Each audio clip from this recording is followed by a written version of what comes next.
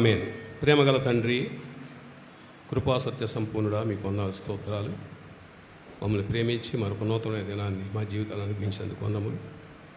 ప్రభు దినంలో కర్మల ప్రార్థనా మందిరంలో ప్రవేశించటకు మాకు మంచి సమయాన్ని ఇచ్చినందుకు మీకు వందనాలు స్తోత్రాలు. క్షేమంగా తీసుకొచ్చారు, మీకు వందములు. వచ్చిన బిడ్డలను బట్టి వందములు. అనేక మంది తండ్రి మీ చిత్తానుగుణంగా రాగలుగుగా సహాయం చేయండి. ప్రత్యేకించి దేవుని భయము, దేవుని యందు ఆసక్తి, దేవుని పని విషయంలో శ్రద్ధ కలిగి ఉంటకు మాకందరూ నేర్పించవలసిగా ప్రార్థించుకుంటున్నాం. వాతావరణం మాకు అనుకూలంగా ఉంచవలసిగా ప్రార్థించుకుంటున్నాం. దయచేసి బిడ్డలందరినీ ఎండ తీవ్రత తప్పించవలసిగా ప్రార్థించుకుంటున్నాం. ఈ మందిరంలో మీ ఆత్మ సంచారం కోరుకుంటున్నాం, నెమ్మది కోరుకుంటున్నాం, ఆత్మీయత కోరుకుంటున్నాం, మీ ప్రేమను కోరుకుంటున్నాం.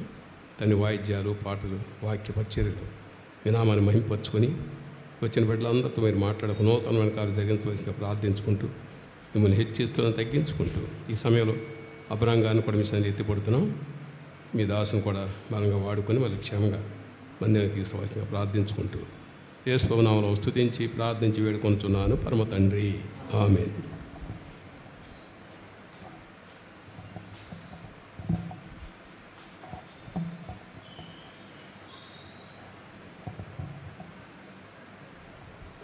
చక్కగా పాడి వాళ్ళిద్దరండి.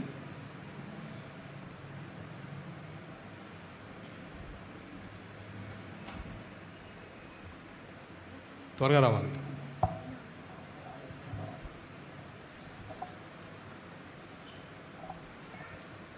పాట సంఖ్య 125.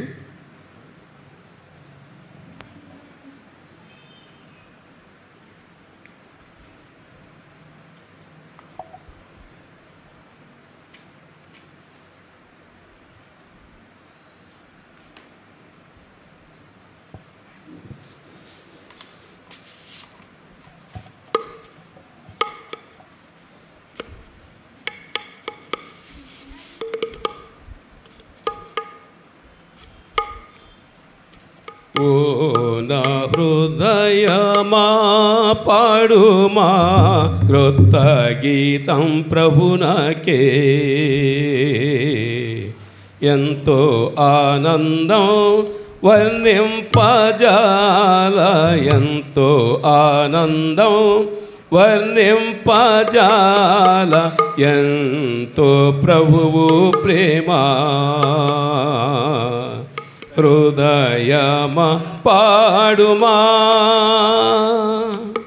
క్రీస్తు నందు స్వాస్థ్యము చేసే ఘన సంకల్పం అద్భుతమది. క్రీస్తు నందు స్వాస్థ్యము చేసే ఘన సంకల్పం అద్భుతమది. భూమి పునాది వేయక మునుపే, భూమి పునాది వేయక మునుపే ఏర్పరచుకొనెను. హృదయమా పాడుమా, ఓ నా హృదయమా పాడుమా కృత గీతం ప్రభునకే, ఎంతో ఆనందం వర్ణింపజాల, ఎంతో ఆనందం వర్ణింపజాల, ఎంతో ప్రభువు ప్రేమ. హృదయమా పాడుమా క్రీస్తు నందు నన్ను క్షమించి రక్తము కాచి కడిగేను నన్ను. క్రీస్తు నందు నన్ను క్షమించి రక్తము కాచి కడిగేను నన్ను. విడిపించి నన్ను నీతిగా తీర్చి, విడిపించి నన్ను నీతిగా తీర్చి పవిత్ర పరచెను. హృదయమా పాడుమా, ఓ నా హృదయమా పాడుమా కృత గీతం ప్రభునకే ఎంతో ఆనందం వర్ణింపజాల ఎంతో ఆనందం వర్ణింపజాల ఎంతో ప్రభువు ప్రేమ హృదయమా పాడుమా క్రీస్తులో నన్ను దరికి పిలిచి చేర్చి క్రొత్త వ్యక్తిగా చేయ క్రీస్తులో నన్ను దరికి పిలిచి చేర్చి క్రొత్త వ్యక్తిగా చేయ కూల్చేను ప్రభు ఆ మధ్యపు గోడ కూల్చేను ప్రభు ఆ మధ్యపు గోడ కోరి చేరియుండెను హృదయమా పాడుమా ఓ నా హృదయమా పాడుమా క్రొత్త గీతం ప్రభునకే ఎంతో ఆనందం వర్ణింపజాల ఎంతో ఆనందం వర్ణింపజాల ఎంతో ప్రభువు ప్రేమ హృదయమా పాడుమా క్రీస్తులో ఉన్న ఏ శిక్ష లేదు స్వాతంత్ర్యము క్రీస్తునందే క్రీస్తులో ఉన్న ఏ శిక్ష లేదు స్వాతంత్ర్యము క్రీస్తునందే క్రీస్తే పరమున కూర్చుండబెట్టి క్రీస్తే పరమున కూర్చుండబెట్టి క్రొత్త సృష్టిగా చేసే హృదయమా పాడుమా ఓ నా హృదయమా పాడుమా క్రొత్త గీతం ప్రభునకే ఎంతో ఆనందం వర్ణింపజాల ఎంతో ఆనందం వర్ణింపజాల ఎంతో ప్రభువు ప్రేమ హృదయమా పాడుమా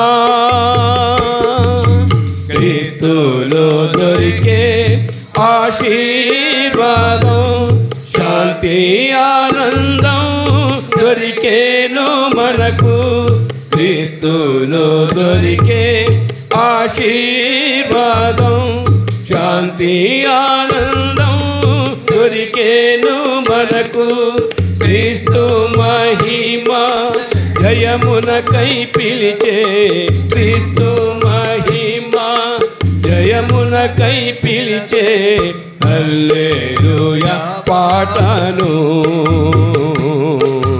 హృదయమా పాడుమా ఓ నా హృదయమా పాడుమా క్రొత్త గీతం ప్రభునకే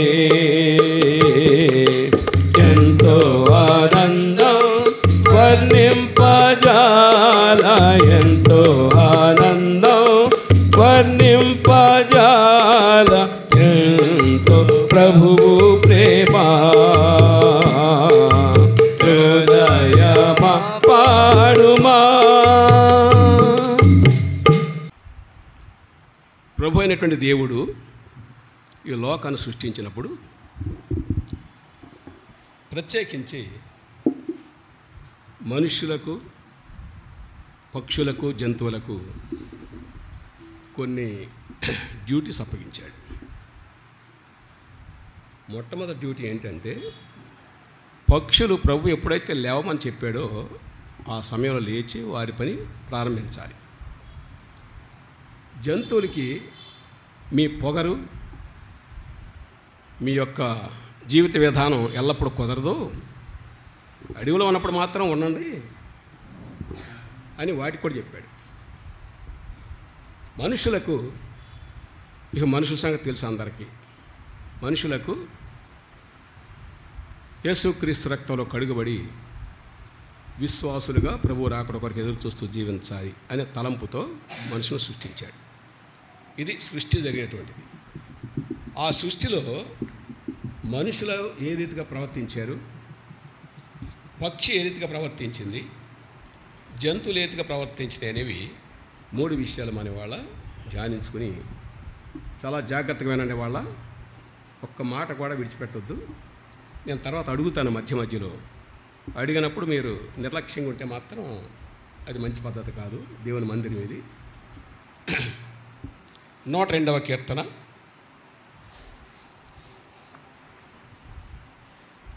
102వ కీర్తన 7వ వచనం. అందరు కలిసి చదవండి, బిగ్గరగా చదవాలి. 102వ కీర్తన 7వ వచనం.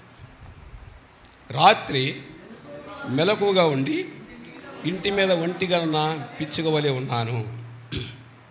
ఈ యొక్క మాటను ఈ దావీదు ప్రభువు దగ్గర మొరపెట్టినప్పుడు రాసినటువంటి మాట. చిన్న ప్రార్థన చేసుకోండి. ప్రేమగల తండ్రి, కృపామయుడు అనేటు మా దేవ, దయగల దేవుడవు, మంచి దేవుడవు, మా జీవిత విధానాల్ని ప్రతి సమయంలో పరీక్షిస్తూ మీరు చెప్పిన విధానంలో జీవించాలని నేర్పిస్తున్న దేవుడు. అందరు బట్టి మీకు కృతజ్ఞతలు చెల్లిస్తూ ఉన్నాం. అదే రీతిలో కరిమేలు ప్రార్థన మందిరం కూడా మీరు జ్ఞాపకం చేసుకొని చిన్న మందిరం ఏర్పాటు చేసి కొద్ది మందిగా ఉన్న బిడ్డలను, యవన ప్రాయంలను రక్షించి మీ మందిరంలో మీ పాఠశాలలో చేరి మీరు ఆరాధించాలని మీరు కలిగిన గొప్ప ప్రణాళికను బట్టి మీకు కృతజ్ఞతాస్తులు చెల్లిస్తూ ఉన్నాం. దయగల తండ్రి, దయచేసి ఉదయకాలంలో మా అందరితో మాట్లాడము. ఒక నూతనమైన కార్యం జరిగించవలసిగా ప్రార్థించుకుంటున్నాం. మీరు ఏం కోరుతున్నారో మా జీవితాల్లో వాటిని నెరవేర్చే దాని కొరకు ఈ దేవుని స్థిరపరచుకుంటానికి సహాయం చేయాల్సిగా ప్రార్థించుకుంటూ, ప్రత్యేకించి వాతావరణం చూడండి ప్రభు, దయచేసి ఎండ చాలా తీవ్రంగా, వేడి తీవ్రంగా ఉంది. మేమైతే సామాన్య ప్రజలు ప్రభు, కేవలం మీరు ఎక్కల చాటున భద్రపరచబడే వారు. మాకు నీడ అనుగ్రహించారు. ఈ నీడలోకి వేడి ప్రవేశించకుండా మీరు రెక్కలు చాచి ఇక్కడ వచ్చిన బిడ్డలందరూ కూడా కావలసిందిగా ప్రార్థించుకుంటున్నాం. ఆది నుండి అంతవరకు మీరే ఆధిపత్యం వహించు. మాతో మాట్లాడము. మిమ్మల్ని హెచ్చిస్తూ తగ్గించుకుంటూ వచ్చిన బిడ్డలందరూ బట్టి కృతజ్ఞతాస్తులు చెల్లిస్తూ యేసు ప్రభు నామములో స్తుతించి ప్రార్థించి వేడుకొనుచున్నాను పరమ తండ్రి, ఆమేన్. ఇక్కడ కీర్తనకారుడు పిచ్చుకని ఎగ్జాంపుల్ తీసుకున్నాడు. పిచ్చుక ఏం చేస్తున్నది? రాత్రి మెలకువగా ఉండి ఇంటి మీద ఒంటిగా ఉన్న పిచ్చుక వలె ఉన్నాను. ఏం చేసింది పిచ్చుక? తను చేసిన పొరపాటు ఏమిటి అంటే, ప్రతి దినము కూడా తను ఏం చేయాలి?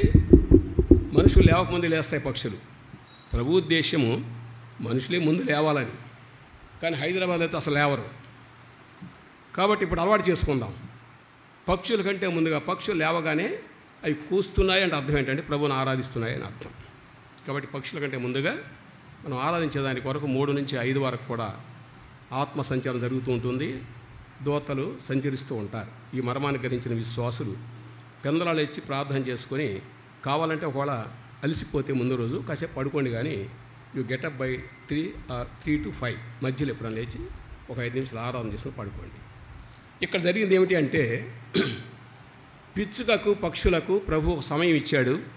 ఆ సమయంలో అవి లేచి ఆహారానికి వెళ్ళిపోవాలి. ఆహారం తినేసిన తర్వాత సంపాదించుకొని పిల్లలు తీసుకొస్తాయి అన్నమాట. ప్రతి పక్షి కూడా ప్రతి చెట్లో కూడా గూళ్ళు పెడతా ఉంటాయి. ఆ గూట్లో చిన్న బిడ్డలను వదిలేసి అవి ఆహారానికి పోతాయి. ఎంతవరకు అంటే ఈ చిన్న బిడ్డలు రెక్కలు చిగిరేంతవరకు. ఒకరోజు ఏమైందంటే, ఈ పిచ్చుక కొంచెం నెగ్లెక్ట్ చేసింది. ఏమి నెగ్లెక్ట్ చేసింది? పర్వాలేదులే, దినదినము ప్రొద్దున 5 గంటలకు వెళ్ళిపోతున్నాను కదా, ఇవాళ కొంచెం ఆలస్యంగా వెళ్దామని అనుకుని ఉండవచ్చు బహుశా. మన ఊహ అంతే. తీరా వెళ్ళిన తర్వాత తన ఆహారం కడుపు నిండా భోంచేసుకుంది. భోంచేసుకుని ఆహారం తీసుకొని పిల్లలకి బయలుదేరింది. బయలుదేరేటప్పటికి ఎంత టైం అయిందండి? ఈ వాక్యాన్ని బట్టి చెప్పాలి మీరు. ఏమైంది? రాత్రి అయింది. రాత్రి అయిన తర్వాత ఈ పక్షికి ఆ చెట్టు మీద ఉన్న గూడు, ఆ గూడు మీద పిల్లలు కనపడడంలే. ఏం చేసింది? ఇప్పుడు ఎగురుకుంటూ కనపడినంత వరకు ఎగురుకుంటూ వచ్చి ఒక ఇంటి మీద ఆగింది. అది ఈ సందర్భం. ఇంటి మీద ఆగినప్పుడు ఈ యొక్క కీర్తనాకారుడు తన పరిస్థితులన్నీ కూడా జ్ఞాపకం చేసుకొని, ప్రభువా నా పరిస్థితి ఎట్లా ఉంది, నేను పక్షి ఏ రీతిగా తనకున్నటువంటి ఆజ్ఞను మీరి ఈ రాత్రికాల సమయంలో నష్టపోయిందో ఆ రీతిగా నా పరిస్థితి ఎట్లా ఉంది అనే తలంపుతో ప్రార్థిస్తూ ఆయన రాసినటువంటి మాట. ఇప్పుడు ఎంతసేపు ఉండుంటుందా ఆ పక్షి అక్కడ? ఎంతసేపు ఉండుంటుందమ్మా చెప్పండి, గట్టిగా చెప్పాలి నాకు. రాత్రి అంతా ఎట్లా ఉండుంటుంది?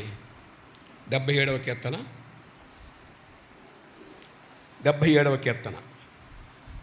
4వ వచనం చదువు.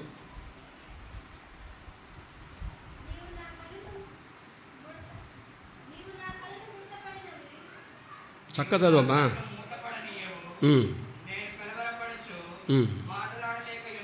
చాలు. ఆసాపు తన కీర్తనలో రాస్తూ ఉన్నాడు. ఏ విధంగా రాస్తున్నాడంటే, నీవు నా కనులు మూతపడనియవు. ఈ పక్షిని ఎగ్జాంపుల్ తీసుకుందాం. కాబట్టి రాత్రి అంతా కూడా నిద్ర కూడా కళ్ళు ఎట్లా మూతపడతాయండి? ఎందుకు మూతపడలేదు చెప్పండి? ఎందుకు మూతపడలేదు? అమ్మా మీరు చెప్పాలి. బయట చూడబాకండి దయచేసి. పిల్లలు కూడా ఇటు చూడొద్దు. ఎంతసేపు కళ్ళు మూతపడకుండా ఉండుంటాయి. తెల్లవారులు కూడా నిద్ర పట్ల. ఎందుకని? పిల్లలు గుర్తొస్తూ ఉన్నాయి. అయితే రెండో మాట ఏమన్నాడు 4వ వచనంలో? నేను కలవరపడుచు మాటలాడలేక ఉన్నాను. అంటే నిద్ర లేదు సరి కదా, కలవరపడుతున్నాడు. అదే మనిషి అయితే హార్ట్ అటాక్ వచ్చి వస్తాడు. ఇంకా పక్షి కాబట్టి దేవుడు కనికరించాడు. కాబట్టి ఏం చేసింది? కలవరపడుతుంది, నిద్ర లేదు, కలవరపడుతూ ఉంది. తెల్లవారులు కూడా అదే. కారణం ఏమిటి? దేవుని యొక్క ఆజ్ఞను ఒక క్షణం మీరింది అంతే. తను చేసిన పని. తను యథాప్రకారంగా 5 గంటలు వేసి వెళ్ళిపోయి ఉంటే ఈ ప్రాబ్లం ఉండేది కాదు.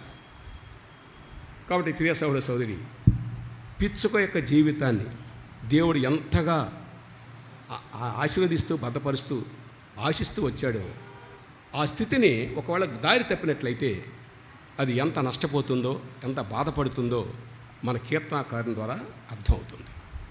దీని అర్థం ఏమిటంటే, నా కుమారులు నా కుమార్తె అంటే మీరు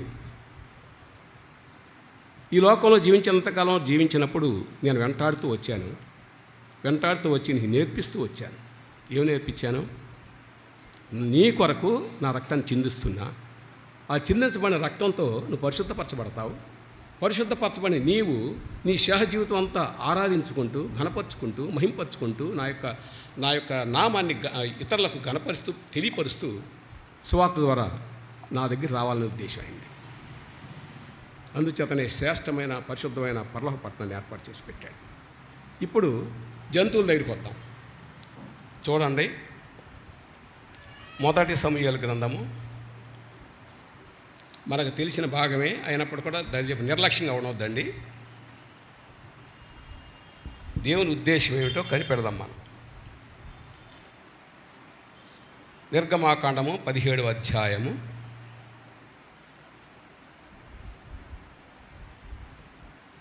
1 సమూయేలు 1 సమూయేలు గ్రంథం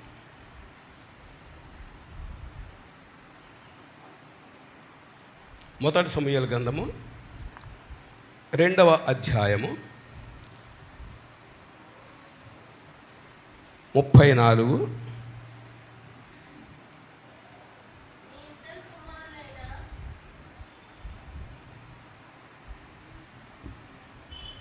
17:34 అమ్మా. సమూయేలు గ్రంథము 17వ అధ్యాయము 34 వచనం.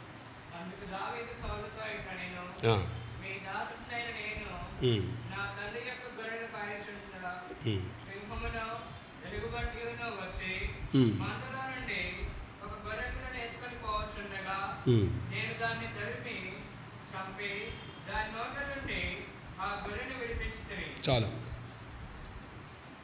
తర్వాత సందర్భంలో నెక్స్ట్ మీ మెసేజ్లో దాన్ని కంటిన్యూ చేద్దాం. ఇక్కడ మాత్రం ఒక్క ముక్క మాత్రమే తీసుకుందాం. ఇక్కడ ఏం చూపిస్తున్నాడు? దావీదు యొక్క జీవితంలో 2 జంతువులను చూపిస్తూ ఉన్నాడు. ఆ జంతువుల యొక్క జీవిత విధానం ఏంటంటే పొగరు ఎక్కువ, వాటికి ఎక్కడున్నా సరే గాండ్రిస్తూ ఉంటాయి అన్నమాట. గాండ్రించటం, తను పని తను చేసుకోవడమే. అంటే ఎదర వ్యక్తి ఉన్నాడు అనే తలంపు కూడా రాదు ఒకసారి జంతువులకి. అక్కడ దావీదు గొర్రెలను కాస్తూ ఉండగా ఆ గొర్రెనే చూస్తూ ఉంది, కానీ ఈ వ్యక్తిని చూడడం లేదు జంతువు. మనుష్యుడు ప్రతిదీ కూడా లోకం వైపే చూస్తూ ఉంటాడు, కానీ ఆ ప్రక్కనే ప్రభు ఆత్మ సంచరిస్తుంది అనే తలంపు ఉండదు. అందుని బట్టి తన ఇష్టానుసారంగా పరిగెత్తూనే ఉంటాడు. ఎంతవరకు పరిగెత్తాడు? నష్టం కలిగేంతవరకు పరిగెత్తాడు. ఆ నష్టం కలిగినప్పుడు తెలుస్తుంది దేవుని కృప ఉంటే, లేకపోతే ఆ నష్టంతో ముగించిపోద్ది. కాబట్టి జంతువులు ఎప్పుడైతే వచ్చినాయో వాటి ఎంతసేపు ఆహారం వైపు చూస్తున్నాయి, కానీ ఇక్కడ వ్యక్తి ఉన్నాడు, ఈయన మమ్మకి ఏమైనా హాని చేస్తాడేమో అని తలంపు కూడా రావట్లేదు వాటికి. కాబట్టి దూసుకుంటూ వెళ్ళిపోయినాయి. ఒక గొర్రెపిల్లని పట్టుకున్నాయి, కానీ తినగలిగినాయా? తిన్నాయమ్మా? ఏమైంది చివరికి? దావీదు ఆ కర్ర అవతల పడేశాడు, తన దగ్గరున్న ఆ ఒడిసెల అవతల పడేశాడు, దూకాడు దాని మీద. దూకి 2 పట్టుకుని చంపి పారేశాడు. ఈ సందర్భాన్ని నెక్స్ట్ మెసేజ్ చూసుకున్నప్పుడు ఎక్కడ ఉపయోగించాలో చెప్తాను. ఈ సందర్భాన్ని మనం గ్రహించేది ఏమిటి అంటే, జంతువులైనప్పుడు కూడా, ఎంత శక్తి సామర్థ్యాలు ఉన్నప్పుడు కూడా, ఎదట ఒక వ్యక్తి ఉన్నాడు, దేవుని చేత సృష్టింపబడిన వ్యక్తి. ఈ వ్యక్తికి బలం శక్తి మనకంటే ఎక్కువ ఉండొచ్చు, కాబట్టి ఆ వ్యక్తి ద్వారా నష్టం కలుగుద్దేమో అనే తలంపు లేకుండా జీవిస్తూ ఉన్నాయి అన్నమాట. అందుని బట్టి ప్రాణమే పోగొట్టుకున్నాయి. కాబట్టి ఒక విశ్వాస జీవితంలో ప్రభు తలంచేది ఏమిటి అంటే, ప్రతి స్త్రీ పురుషుడు కూడా దేవుని సన్నిధిలో, దేవుని యొక్క దృష్టిలో కులమతాలు లేవండి, మనుషులు సృష్టించుకున్నారు. ప్రతి ఒక్క వ్యక్తి కూడా రక్షింపబడి దేవుని సన్నిధి అనుభవిస్తూ, దేవుని బిడ్డల సహవాసం కలిగి, దేవుని అడుగుజాడలో నడుస్తూ, దేవుని వాక్యానుసారంగా జీవిస్తూ, ఆయనకి ఇంపైన విధానంలో జీవిస్తుంటే కాకుండా ఆత్మతో సత్యంతో ఆరాధించేటువంటి జీవితాన్ని కలిగి ఉండి కొనసాగించాలని దేవుని ఉద్దేశం. అందుచేత ఈ ఎగ్జాంపుల్స్ అన్నీ కూడా జీవగ్రంథంలో జరిగినటువంటి కార్యాలే, ఇవన్నీ కూడా జరిగినవే రాస్తూ వచ్చాడు. కాబట్టి 3వదిగా మానవ విషయం చూద్దాం. యెషయా గ్రంథము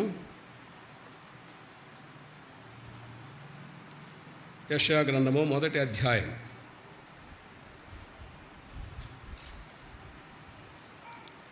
6వ చదువు బాబు.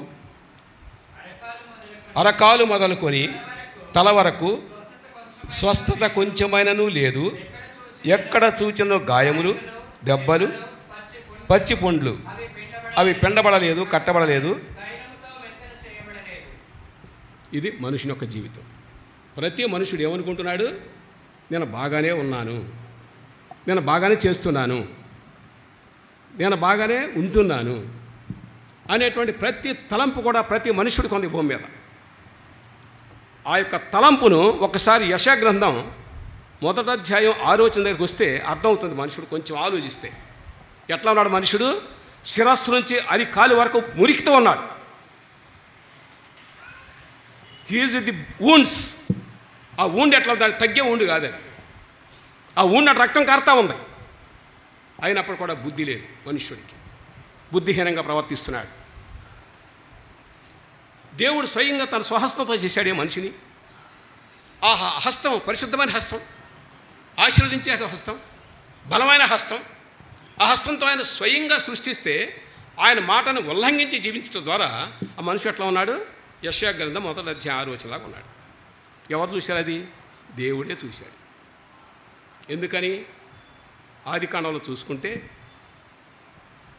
నోవహు సమయంలో మనుష్యులు లక్షలాది ప్రజలు ఉన్నారు నోవహు ఉండే స్థలంలో. కానీ ఆ ప్రజలందరికి కూడా బహుశా అనేక మంది ప్రవక్తలను పంపించి ఉండవచ్చు, లేకపోతే నోహు లాంటి వారి జీవితాన్ని బయలుపరిచి ఉండవచ్చు. కానీ వారు పట్టించుకోలే. వారు ఎట్లా ఉన్నారు? యెషయా గ్రంథం 1వ అధ్యాయం 6వ వచనంలాగానే ఉన్నారు. అది గ్రహించలేదు వాళ్ళు. గ్రహించకుండా వాళ్ళ పద్ధతి ప్రకారం వాళ్ళు కొనసాగుతూనే ఉన్నారు. దేవుడు ఏం చేశాడండి? 8 దినాలు వర్షం వచ్చింది, 40 దినాలు వచ్చింది. అంటే అర్థం ఏంటి? ఒక మనుష్యుడు నిలబడలేడు, కూర్చోలేడు, ఎక్కడ పడి బిల్డింగ్ మీద కూడా ఇక్కడ ఉండవచ్చు. ఒకసారి మా చిన్నప్పుడు సముద్రంలో ఉప్పెన వచ్చింది. ఉప్పెన వస్తే మా స్కూల్ చాలా పెద్దది, నోబెల్ హై స్కూల్ అని చాలా పెద్దది. ఆ పై ఎక్కేసాం అనమాట, బిల్డింగ్ పైకి. చిన్న నీళ్ళ మీద ఎక్కిన వాళ్ళు కూడా మునిగిపోయారు. ఆ వేవ్ వచ్చి ఇట్లా కొట్టుకెళ్ళిపోయింది. నేను స్వయంగా చూశాను, అనుభవించాను. కాబట్టి ఏ సమయంలో ఏం జరుగుద్ది అనేది మనకు అర్థం కాదు. కాబట్టి అర్థం చేసుకోవడానికే జీవగ్రంథం ఇచ్చాడు. అయితే ఈ మనుష్యుడు ఈ రీతిగా జీవించడం ద్వారా ప్రభు ఏం చేశారు? ఆనాడు నోహు దగ్గర ఎట్లయితే నష్టపరుస్తూ వచ్చాడో భవిష్యత్తులో నష్టపరచకూడదు అని ఆయన తీర్మానం చేసుకున్నాడు. కానీ తీర్మానం చేసుకున్నప్పుడు కూడా మనుషుడు ఇట్లా ఉన్నాడు, ఇట్లానే ఉన్నాడు. ఇప్పుడు ఏం చేయాలి మరి? కాబట్టి ప్రభు ఏం చేశాడంటే ఈ మనుషుల సంగతి ఏమిటి? ఇప్పుడు 2వ చదువు బాబు.